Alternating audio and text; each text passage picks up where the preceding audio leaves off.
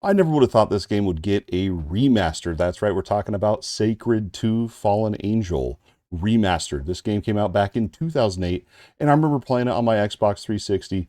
I didn't play it a lot back then because it was just a different time in my life. I really wasn't gaming as much back then. And I remember thinking someday I'm going to just spend a bunch of time in this game because it's awesome. And when I saw they're actually remastering it, I thought this is the perfect opportunity. On top of that, I got an early review copy of the game as well. I never would have known in 2008 that that would even be a possibility. But hey, thank you to THQ Nordic for hooking me up with that. Let's go ahead and talk about my thoughts on Sacred 2 Fallen Angel Remastered. So far, I'm about halfway through the campaign, and I'm kind of gearing up for the new Path of Exile 1 League coming up here soon. And once I kind of get tired of that, I definitely want to come back to the Sacred 2 Remastered here. But first up, my favorite part of the game is the huge open and dynamic world. There's so many quests. There's about, I want to say jokingly, there's about as many quests as there is monsters. And that's an over-exaggeration. But there is a bunch of quests. There's main quests, and then you have so many side quests. I swear, every single area you go, a new quest pops up. And usually I'm not big for questing, but in this game, it really shows you where to go. It kind of holds your hand and tells you exactly where to go and what to do. It's really, really straightforward. There's only been one time at the part I'm in the campaign where I got a little bit lost, but the good thing is the game's, 17 years old? You can literally Google it, and most of the answers are just there on Google. So, but being as that's the only time I've really gotten lost, really the quests aren't that bad. They're usually pretty short. Sometimes you have to do a little bit of running around, which isn't that bad because you can actually unlock mounts in this game. Speaking of mounts, and I'm not going to spoil too much, but I will be pushing out tips and tricks and some other fun videos like that. It'll go more in depth. This one, I just kind of want to let you know what the game's about so you can decide if you want to spend your 20 bucks or not on this game. So mounts, they cost gold. You can buy them at vendors, and there's other ways, I believe, to get them as well. Now, travel in this game, in modern action RPGs, I'm used to using a town portal, where I portal to town, clear my bags, and I portal back to where I was.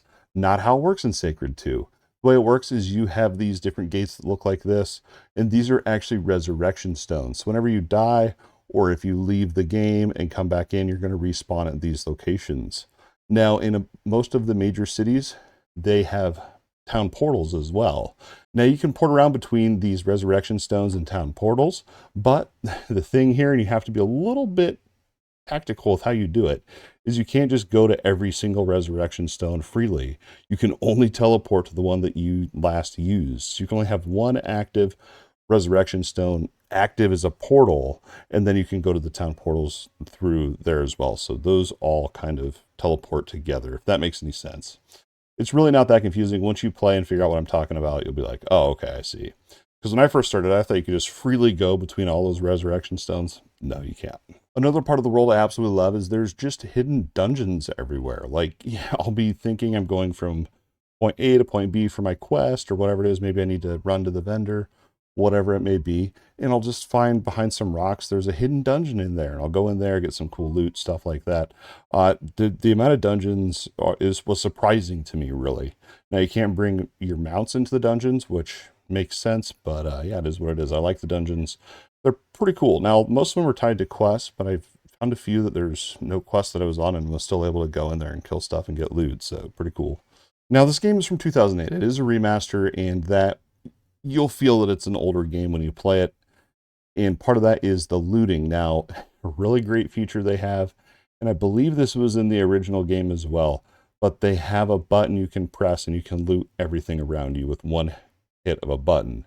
I bound mine to spacebar. I think by default it's Q, but it's super, super nice. And I forgot about it for the first 3 minutes of my time playing, and I was like clicking on each gold coin and it was so tedious. When I found out you just have kind of that vacuum loot button, amazing. Make sure you're using it. Within the world, you can find bunches of vendors. They sell potions, weapons, armor, rings, ammies, and more. And you can also, obviously sell your stuff, whatever.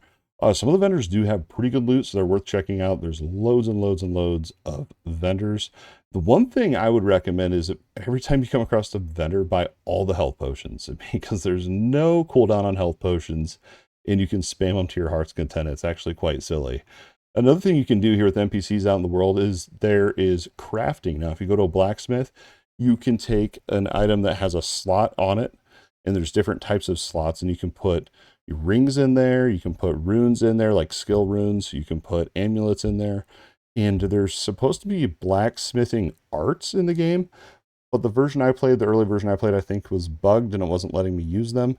So I was just mainly putting in skill runes into some of these to get more modifiers on my gear. It's pretty cool. Now, crafting this way does cost gold, but you can remove the socketed item and use it on another item if you want to. So it's pretty awesome. The crafting's really awesome. The crafting's really awesome. I really just wish the blacksmith arts worked. And maybe I'm just not doing it correctly, but it seemed pretty bugged. Another awesome feature they have is while you're out in the world, you can hit X on your keyboard. It's X by default, and that'll summon your stash to you. Your stash will come running over to you, and you can put all your loot in there and keep going. I wish they had a vendor version of this, but mobile stash is pretty cool. Another awesome part of the world is while you're out killing stuff, getting loot, it's not just weapons, armor, potions, whatever.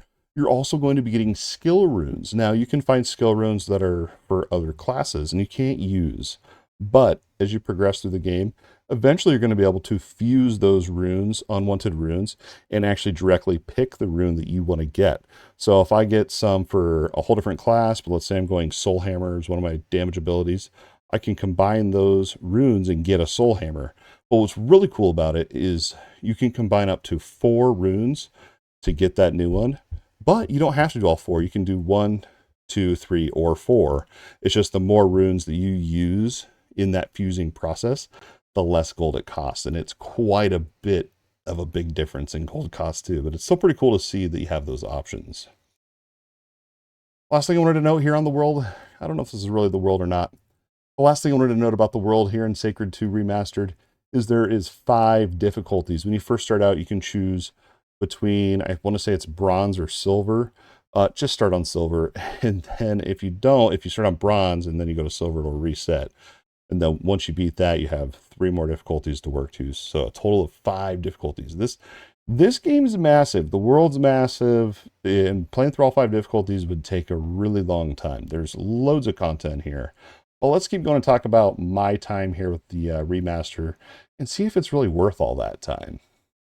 Next up, we have classes. I think I saw 7 different classes in there you can play. Each one has different gods that you can choose from, which is going to be like your ultimate power. I played the Seraphim, I think it's called, and it's a melee class. I tried some of the like spellcaster aspects on that class, and it seemed pretty cool. I haven't tried any of the other classes because I really just locked in on the one class and honestly got addicted and couldn't stop playing. So, as I said, there's 7 classes. Each class has different combat aspects. It's for like the Seraphim, you have like a melee aspect.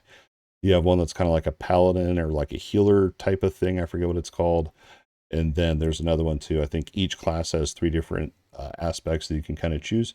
And you can combine them if you want to. For me, it seemed to be better to just kind of pick one and go with it. And we'll talk a little bit about that here in a second when we talk about builds and what that looks like.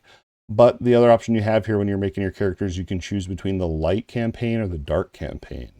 I chose the light one, and I don't really know the difference because I haven't played the dark one yet, but there's so many options and the game is really huge. When it comes to builds, there's actually more layers to it than I originally thought. When I was sitting here making this review video, I really kind of realized there really is actually more going on. So the very first part here is going to be your attributes. You have your strength, stamina, vitality, dexterity, intelligence, and willpower. It tells you what they all do. For my character, I've been going vitality and strength pretty much. Now, where this gets interesting is over here on your skills. So these are like passives, basically. Passive skills, you can think of that. As you level up and at different thresholds, you can choose a different passive skill to unlock. And once you've unlocked it, you can then put points into it, okay? So it's pretty cool. So there's only 10 slots. So you have to kind of figure out which passives you actually want because there's a total of what, 29, I think, difference. There's 19 you can't get, which, if you're playing a melee character, obviously you're not going to go for ranged weapons or, whatever, spell casting maybe, unless you're doing some type of battle mage or something like that. But it's interesting, I think. Now, some of the key things here to point out with these, and we're not going to do a full big breakdown, but some of these are so the first one here is your combat art skills. Now, these are the aspects that I was kind of talking about. So I went with the Exalted Warrior Because if you look over into your combat arts, over here is your 3 different aspects. So over on the Seraphim, which is the class that I'm playing, we have an Exalted Warrior, which is what I'm playing. There's also a Celestial Magic. This one I actually used Radiant Pillar, and it looks pretty freaking cool. I kind of want to try a whole build around that. There's also Revered Technology as well, with wards and different... I don't even have Nova unlocked. So those are your 3 different aspects. So now when you're over here looking at your passive skills, that's what these are tied to. Now, these are ultra important to have because this is going to allow you to use higher level spells for your specific class focus. Now you can see over here on mine, when this first starts out at level 1, you can get a level 9 spell without penalty. And what that means is if you go to like level 10, level 11, level 12, the penalty is you don't get a full level gain out of it. You only get a portion of a level. It's not like a massive penalty, but it can be, especially if you're dumping in and leveling these up. And the way you level up your skills, by the way, these combat arts here, is through those skill runes. And I have a whole bunch in here. You can see Flaring Nova right here. I could learn it and unlock it. But back to what I was talking about here, the Exalted Warrior Focus starts out with a level 9 spell as your max. I've leveled mine up to 22. I can get, level 23. I was looking at the wrong one here. So I can get my highest spell level can be 17 before I get penalties. And I don't think I've gone above 17 yet, but I have gone above on some other ones, and it was that penalty I was talking about. But anyway, the other cool things here on the passive skills is if you go into, where was it? So there's Armor Lore. This is going to give you an armor bonus. It's going to give you regeneration time reduction, which the energy is basically mana in this game. So there's no real mana in this game, which is really kind of weird. But what we're talking about, I'm going to go ahead and point it out. So it's right here, this regeneration penalty. This is, think of like how long it takes for your skills to be off their cooldown. So when you use a skill, it's going to have a certain amount of regeneration time, right? So if I use this ability here, you can see this has restoration time of a little over 60 seconds, okay? Now, your main abilities, this one's 4, this one's 7.8, and this combo, which we'll talk about later, is a full 8 seconds. Now, if you wear gear that gives you a higher regeneration penalty, it will make these take longer to regenerate. So the less regen penalty, the faster they regen, and so on. I think that was hard for me to understand. I was like, where's my mana? Where's my mana potions? It doesn't exist. It's literally this. And what's really cool is instead of energy or mana potions, you have these that reduce your regeneration time for a little bit. And it's an interesting mechanic. It's an interesting way to go about it. I don't know if I've seen another game quite like that, really. Some other notables on here is your weapon. So if you're going to be using, for me, I use swords, so I went into sword weapons.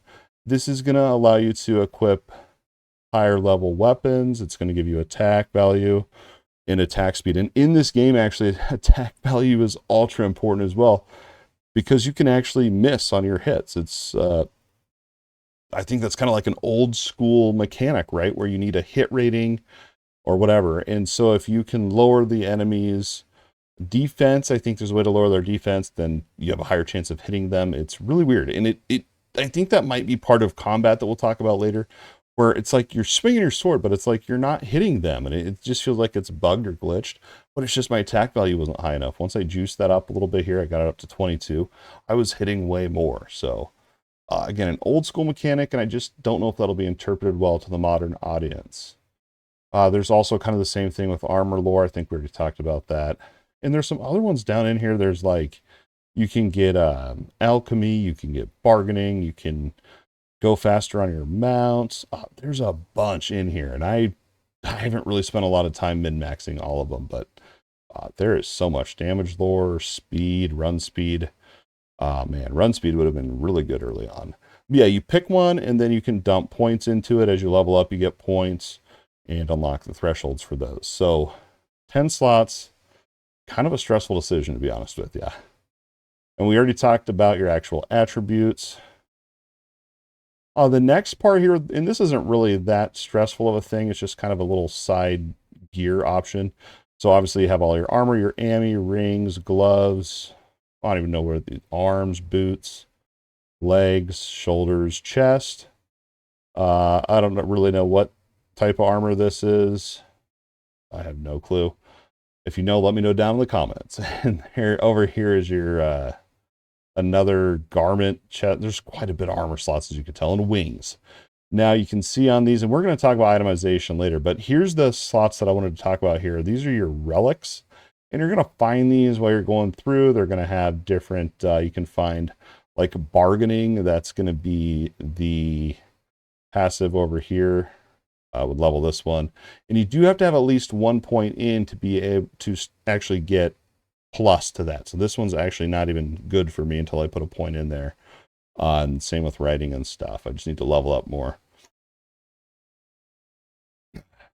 But I guess I'm still on the hunt for actually good relics. But we are getting the armor effect on there. Another part I mentioned here is all these different armor slots. And we're going to break down itemization as well.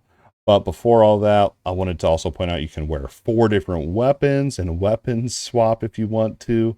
I have a shield, so if I'm getting hit real hard, or I can just do more damage over here with my two-handed. There's also your combat arts. Now, I kind of touched on this a little bit here. So each of these aspects has, 5 different skills that you can use. And I think each of them also have a buff that you can get. So over here on my Exalted Warrior, we have Battle Stance. And this is a toggleable just kind of buff here. That's a passive buff. And it's great. It does add a bunch of regeneration time, but increases the weapon attack value. And then if you want to unlock this second one, you have to come over here, and it's one of these. I want to say it was this one, Concentration. That's how I have 2 active buffs. But back to combat arts, usually they have like a blessing like that, and then they'll have a buff, which is this dashing. However you say that word. This one's just a, it's a long cooldown, but it gives you a nice attack speed buff. I love this ability. And then you have your active skills. So we have Soul Hammer, Pelting Strikes, which this one does 3 attacks in 1 attack. It's pretty awesome. And then this one's a Somersault, so kind of a mobility gap closer. But what's really cool about this is you can combo your skills. So you can see over here, I have a combo where I'll use my Somersault to go in there. I'll hit him with the Soul Hammer, and then I'll follow it up with Pelting Strikes. And this one's really nice because it will just kind of auto attack for you. So you just hit the combo button once and it does all 3 of those attacks without you even have to push another button. It's really, really, really nice. But you don't have to do the combos if you don't want to. You can see I have these ones just free socketed down here because with the combos, they typically have a longer regeneration time. And I want to take a minute here. And if you're hanging out and just listening to me talk about this, man, thank you. I really was not wanting this to be a long video, but having access to this and not being able to talk about it to anyone, this is like literally the first time I'm actually in front of a camera. I know it's a camera, not a person, but hopefully there's a person watching and I'm talking about it. So this is really, really, really, really exciting for me to just share all the thoughts and stuff that I have not been able to talk about for quite a while. It's been really hard to keep my lips sealed on this one. So that's pretty much going to be it for all of your builds. I wanted to touch a little bit over here on your items and rarity. So there's all different types. I don't even know. There's so many different rarities. We could probably, we can just come into here and look. There's like white, blue, yellow, and I've even seen higher than that. There's also sets and legendaries that you can get. You can see my shield over here is a legendary. You can see right now I have a 5 out of 9 piece set over here on, and it's giving me all these bonuses down here. It's super awesome. Sets are so strong. When you first start out there, you're not going to be seeing these set items. You're just going to be seeing kind of some of these white items, maybe a blue or a yellow. I don't really have any blues in there. But the big thing here is these sockets on here when you get to your blacksmithing. So when it comes to the blacksmith, and I went over here and finally found one, took me a minute there. But you have, and it says right here in this interface, it'll tell you a gray socket, and it's really hard to tell the colors on these things. Even looking at them, and I don't know, maybe I'm going colorblind or maybe the UI is terrible, but I have a hard time deciphering the different colors of the item slots. But anyway, if they're gray, you can put a trophy in there, which I have not been able to use any trophies. I think it's because I don't have alchemy unlocked. Down on bronze, you can put in runes, so like these skill runes. And you can see all these have a second kind of effect on there that you can use and get that buff from in your item. And then over on the silver slots, you can put runes, blacksmith arts, and rings. Literally, you can put rings and amulets into your weapons. It's really cool, really unique, and I think it's awesome. And then down on the gold, which is the best tier, you can get all of that, but also amulets. Now, the blacksmith arts, I'm assuming are these three things. I'm not able to use them in this version. I think it is bugged, and I sincerely, from the bottom of my heart, hope that they fix this before it goes live on November 11th. This is bugged, and I can't use it, and it's very annoying. So, but if it did work, it'd be pretty freaking cool, because look at all the damage and attack value I could be getting, and armor, and crit chance. Please fix it. And maybe I'm doing it wrong. If I'm doing it wrong, let me know down in the comments, but from what I can tell, I am not able to use blacksmith arts. Super sad. I think other than that, really, I mean, I guess we could talk about the stats on gear. There's like all the stats you could possibly imagine are on here. You know, you can get plus to certain skills. You can get opponent's chance to poison. You can lower opponent's attacks. There's visibility range. I don't think you need that. I wouldn't go for that. But the other real big important part, I guess, to gear here is that regeneration penalty. Some of the more heavier armor has a higher regeneration penalty, and we already talked about that. That makes it so your skills take longer to regenerate. So I try to wear lighter armor just so I can get my skills up faster. But I think that's pretty much it, really, for gear and loot and kind of itemization here. I really, really like the fusing system. I wish these blacksmith arts would work, though. So next up, we have combat, and this is where the game starts to really kind of show its age. So I'm in mounted combat right now. You can see I'm on my mount. I'm going to hop off here and show you actual combat. So you have your left click here for just kind of your basic attack, nothing new there. And then you have your right click is your, secondary attack or whatever. Now, these skills down here on the right are my secondary attack. Now, I have to actually select the one I want to use before I right click, and I've gotten used to it. It's fine.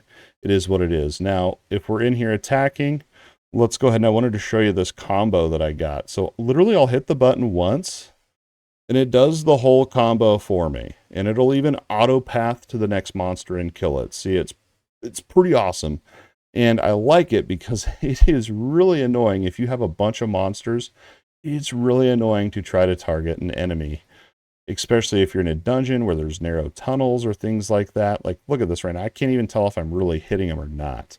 But that's where I go into combo mode and just let it do its thing. It really is, especially with a giant group of enemies, it's very annoying. Now, if it's just like one-on-one or a big boss or something like that, I'll usually just sit there and kind of use my basic attack, and then I'll just spam Soul Hammer over and over. See if I can find one little monster here to fight. It kind of looks like this. See, it's just a little bit clunky. I don't know if it's delayed or what it is. And I've played for quite a while, and I just still kind of feel like I don't know. It's the one part of the game I feel like really needs more modernization is the combat. I really feel like it's clunky and lacking. But with time, you can get kind of used to it. But I think this is maybe the weakest part of the game for me personally, is just the combat. It just doesn't feel quite right. And you can also see there, I was talking about how you can drop items on the ground, or when an item does drop on the ground, you can hit your space bar and it auto loots it. Highly recommend it. Otherwise, you're going to have to turn on the name tags of the things and click them. It's just way easier to spam your pickup button here. I rebound mine to space bar. Feels great. I went back here to the main menu. I want to go ahead and show you one more thing, but as I was mentioning, that auto pickup, that big pickup, is probably the best part. The best feeling part of combat is picking up a whole bunch of loot just auto with one button. There's multiplayer in this game. I haven't tested it because I don't know anyone else with the early review copy to test it with. But you can invite players, and I got out of that, so you didn't see my whole friends list, but you can see it's a lobby. There's one of 5 players, so you can have up to 5 players in there. There's also PvP in this game, so, you know, if you're going to be doing the PvP thing, I mean, you'd have to have a friend that's playing that wants to do PvP, so it's not like you're just going to be going in there ganking people or whatever without them knowing. It'll, you know what I mean. There's PvP, there's 5-player lobbies, pretty cool. Hopefully, you know, y'all want to play with me someday, and I can't wait.